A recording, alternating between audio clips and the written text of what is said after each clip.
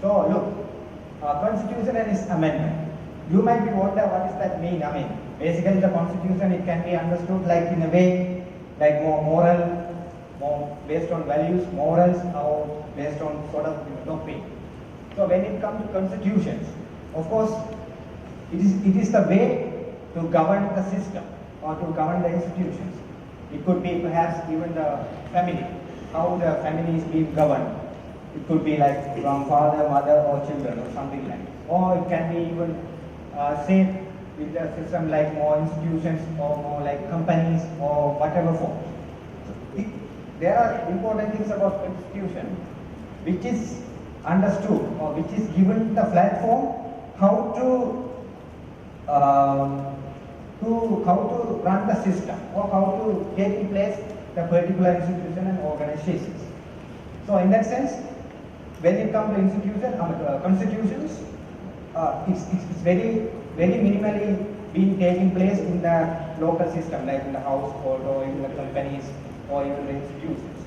But there are big things when it comes to the states level or the nation states level. So when it comes to the states level, the constitution is being considered as the big thing, or that would be understood or that would be said in one way, that's the supreme law of the particular institution or particular states or particular country. Right? So that's very interesting. And then it's amendment. So as we all human, we make stuff. At the same time, we also know that we are human, we do mistakes. So we are not superhuman beings like God, if God exists. I don't personally believe in God, but anyway.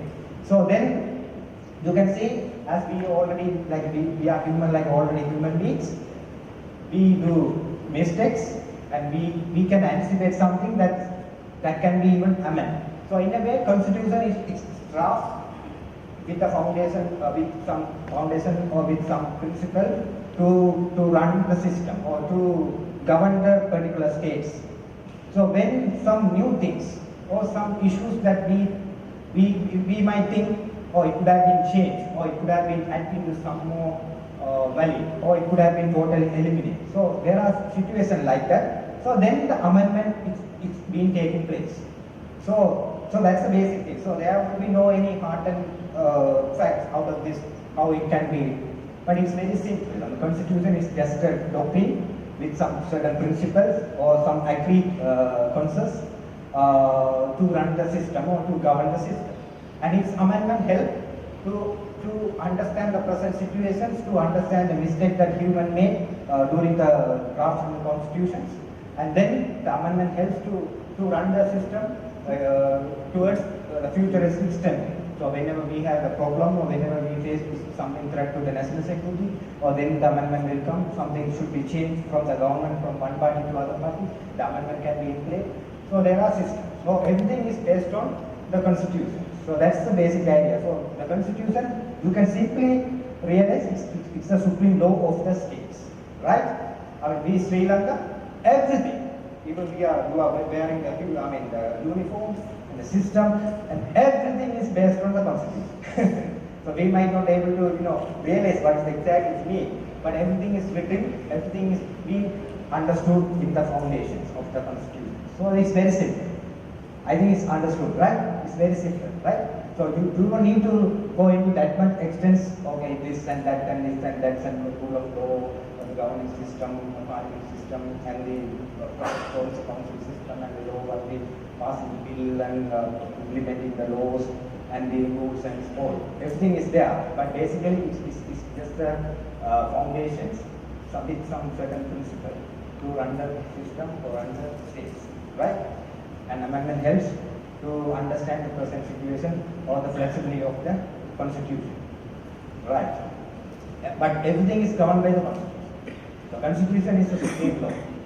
Constitution can control the president's activity, or constitution can control the people's activity, whoever wants to damage the country or damage the system. So constitution is above to everything, right? But that's man-made constitutions, which may have some weakness.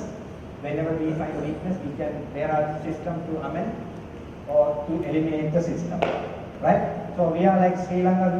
We are pretty much we are having a more reasonable constitution, which has like pretty much like 172 articles, and up to 2015, like 19th Amendment we have had, which is fairly good, and we still consider we have to change the constitutions when we found there are some issues and there are some shortcomings out of this.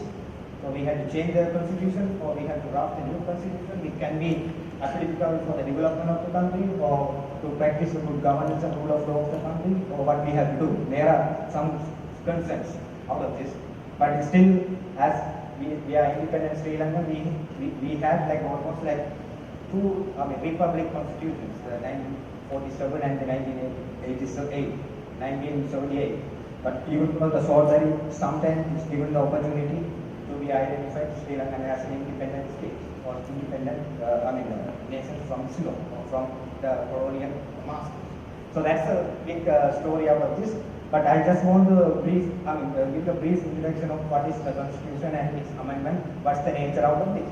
So then let's move to some precise or the exact idea about what is the Constitution. So it's very simple, as you see. The Constitution is a doctrine. It can be include like principles, fundamental principles, or values, or certain agreed doctrine or agreements, or certain laws, or the bills, or treaty, or whatever forms. So that's the whole picture I want to emphasize. I want to emphasize the meaning like the doctrine. So Constitution is a doctrine which governs states or an institution according to that system. So the consequence, you see the Constitution which has cause and effect, which give the cause how to run the system, and also people cannot escape out of this. That Constitution also controls the system. So that's the beauty of the Constitution, right? So then if you have if you want to look something more into the academic nature, according to this Oxford explanations, the Constitution is a set of fundamental principles. Right? It can be values or moral things or agreements or the legal documents or the draft documents or whatever form. And establish precedents, something, it could be said that something based on law, according to which state or the other states is governed. So basically the Constitution is to give the institute how to run the game, how to govern, how to run the system, right? So that's the basic thing. So now everything, right, as we are the government servants or even part of the system of the government body, whether we know or not, but everything is set up under the nature of Constitution. So we act as we think as Sri Lankans. Of course, we accept the Constitution and we all the disciplines of the Constitution. Right? So according to that nature only we produce ourselves as Sri Lankans, unitary of our states, the fundamental rights of our states, how to behave to protect the country and protect the sovereignty and system of the states. Everything is based on the Constitution. So whoever follow the Constitution, they are very patriotic in one level. Or whoever not, sometimes they must be identified as a terrorist or whatever form. That's in a way like a militarily distinct, right? So then it's a simple thing, the function of the Constitution, right? How it functions, its function. So basically the Constitution is function as a supreme law. So that have I already pointed out. The Constitution is the supreme law of the states, of the country. Everything is based on that. Even the system and the practice, the behavior and everything is based on that. So everything is, we are below that system. We are given our rights or our liberties to follow that system. So that's why we are part of that nature. Otherwise, perhaps I don't know whether it can be applicable to other creatures, but as we human, as a civilized people, that we are governed by the system. That's means the Constitution. People might say we are governed by the government, or we are governed by the states. So that's means it's based on the Constitution, right? That's a simple idea. And then the Constitution is concerned from one to other. Right? When it comes to states, There are constitutions based on how to run the states. So when it comes to small institution, it can be based on how it has the visions and the system and how it deploy the people and employ the people and the system or the household. So it's different between one entity to other entity, right? So that's the simple idea. One to other, it can be differentiated. And then the constitution defines how an entity and an organization is constituted. So as we say, as we are human like individual, even though we are individual, we have our fundamental rights, our individual rights of privacy, but we are somehow is constituted into our system. So our constitution, the latest constitution, the 1978 constitution, which talks about fundamental rights and it enforced. So under that nature, we are part of that nature. If anybody comes and blame on you, so you might think, so you are violating my fundamental rights, based on the constitution, right? So people can talk about something from universal rights and all, but that's more normal, very normative feelings, that universal rights and all. When it comes to constitution, when the rights is constituted under the constitution, of course you may have the 100% solid freedom of that, or the reason to appeal if you are violated, or if your freedom is violated, you can appeal the Supreme Court, right? So that's the nature of constitution, one point, right? And then in the state, the constitution defines the doctrine upon which the state is based. The procedure, how the law is made, by who. But as I said, so now we are following the Sri Lanka, our constitution. The parliament is based on, parliament is everything for making law. Right? So it should be 2/3 majority to pass the bill. Parliament makes the law and Supreme Court follows that, courts of Sri Lanka follow that order, and people will follow the system. If we don't, we can be punished under that nature.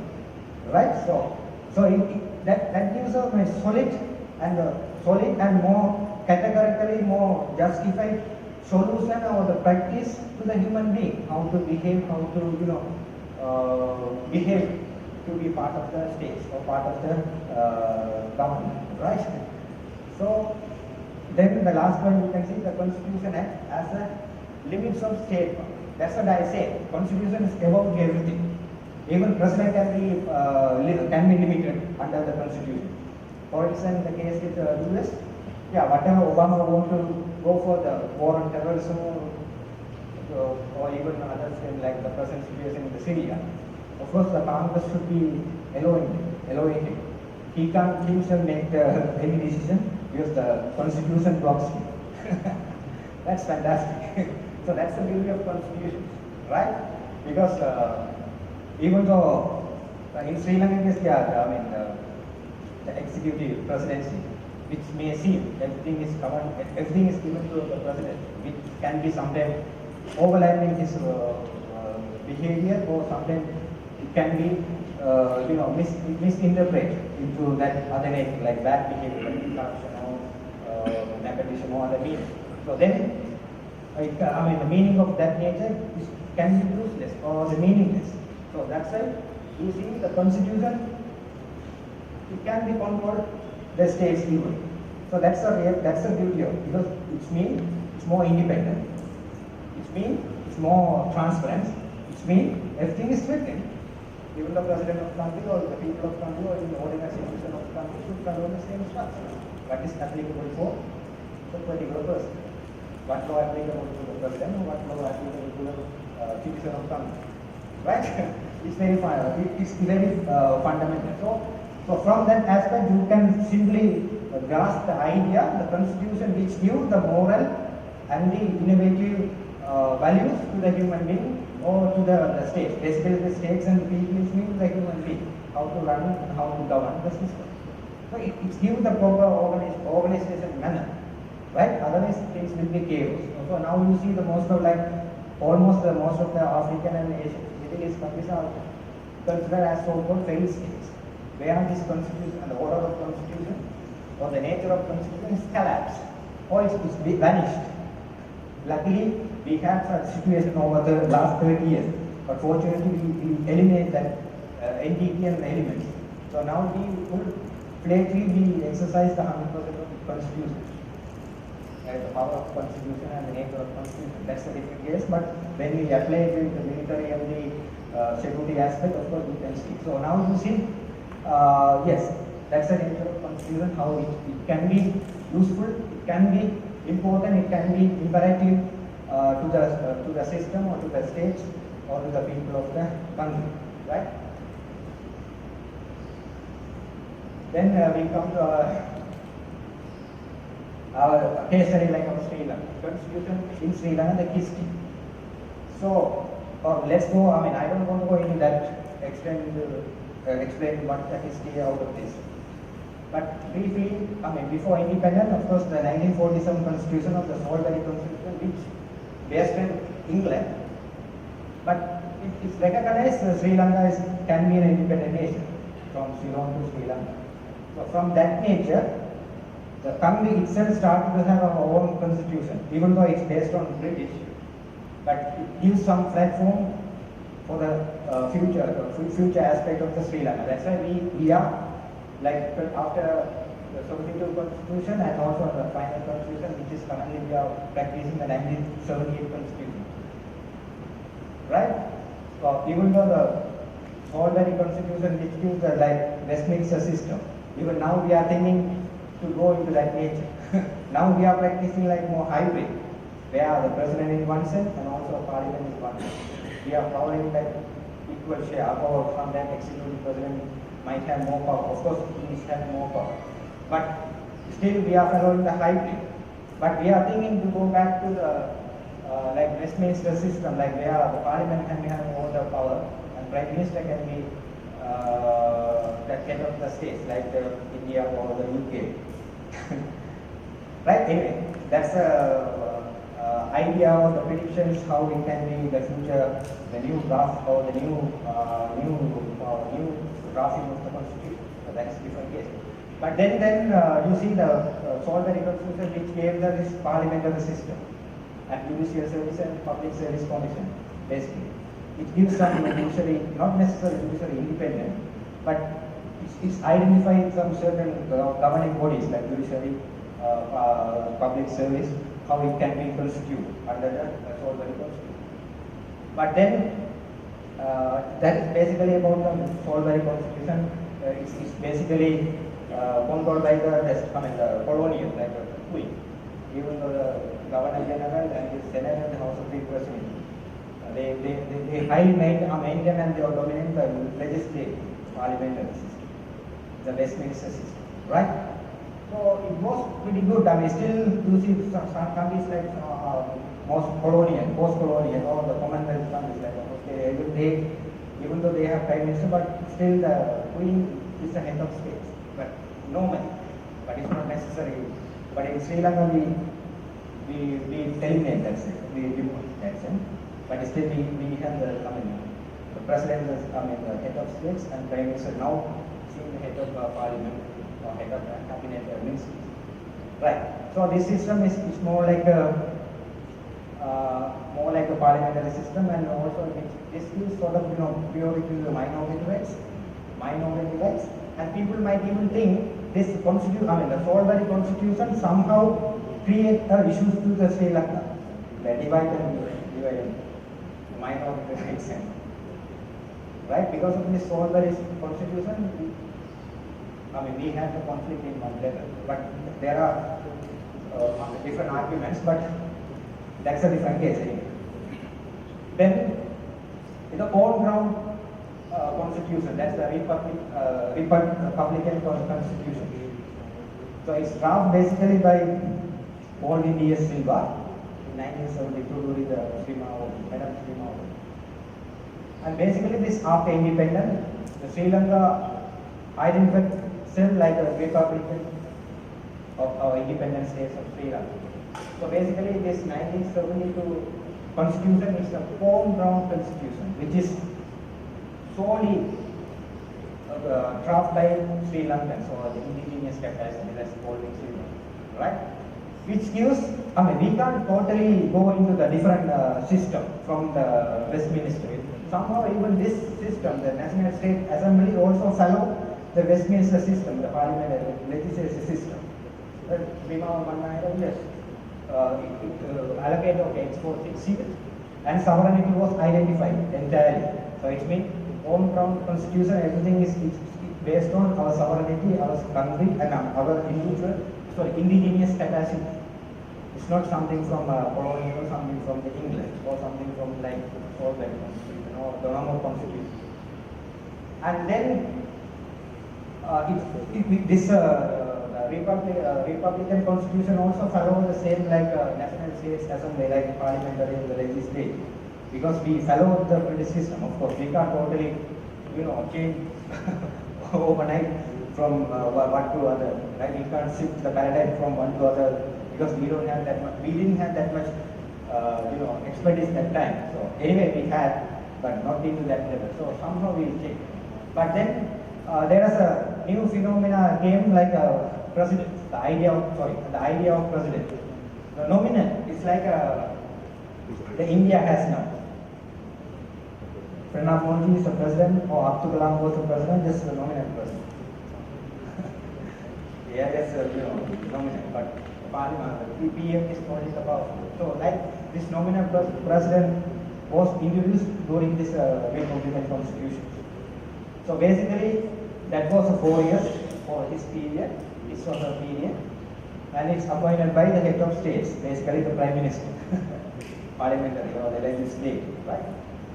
So that's pretty much interesting. We are thinking to go into this nature now. You see the system. We see, but anyway, I'm not talking about party politics. One party is drafting the 18th Amendment, and then the other party comes 19th Amendment, and totally eliminate this 18th Amendment and coming to others. Of course, we see the big changes from party to party politics, but that doesn't mean the constitution can be changed. Constitution is our soul, kind of. The soul generators, same like the constitution generators, Sri Lanka. So likewise, it cannot be flexible in one point. This 100% should be fundamental and should be in a flat form level, right? So then you see that the idea of this Republican constitution, how it was, the constitution continued for the declaration of fundamental rights and freedom.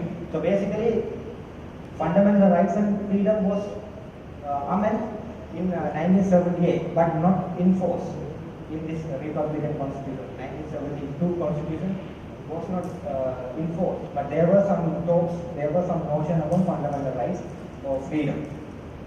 And then you see Dr. Jayawardena became a prime minister and changed the constitution by amendment, making amendments, and became a president of the country. And then he started the executive presidency. Right? The paradigm totally shift from parliamentary to the presidency. Even though the presidency was introduced during this time, Republican time, that's called the nominal appointment. But then once this man won the game and he changed, he amended to become a president from prime minister. So that's the constitution you see the amendment. And then he became a president. So then he drafted, this is the second and currently we are practicing the constitution, that the constitution of the Democratic Socialist Republic, Democratic Socialist Republic of Sri Lanka. So the 1978 constitution is an existing constitution, was accepted in 7th 1978, which has like 172 articles and 19 amendments up to now. It's fairly good. I mean, we don't have so much amendments, like only 19 amendments so far. So all the amendments you can see when we discuss about why the amendment is taken place, it's based on the emergency and the necessity to look after the country or the national security or something threat to the national security. The amendment is come or other mean. So then it provides the parliamentary system and also the executive presidential system. From then, from this present constitution only, we are following a hybrid approach. They are the parliamentary and also executive presidency. Of course, president has so much power, while prime minister has minimal now. But we are practicing the both. I think we are very exceptional country using this both in one level. Interesting. Even though we were a colonial, even some colonial countries still use the prime minister system. But of course, because of Jayawardena who wanted to change this system and follow the United States system, like executive president. Of course, that was a necessity that time. There were 1983, there were a lot of issues, like in terms of the national security and threats to the integrity of Sri Lanka and the territory to the states. So there were system. That's why he made that position to be an executive president, where he can control, he can manage the system. And even now, some academics say that the executive can be only applicable for the ARDA, for the minor arguments in some extent. So, defeating this war and defeating this terrorism can be applicable under that nature. Because of that executive only, we finish the war. If we have like flexibility, okay, sharing with the Prime Minister or President or with others, sometimes we might have issues with check and balance. We are busy with dealing with this, then war can be conducted. The executive power only will finish the game with a powerful decision. For the decision making, executive power is always necessary. Right? At the same time, there are issues when that executive power is being misled or mismanaged.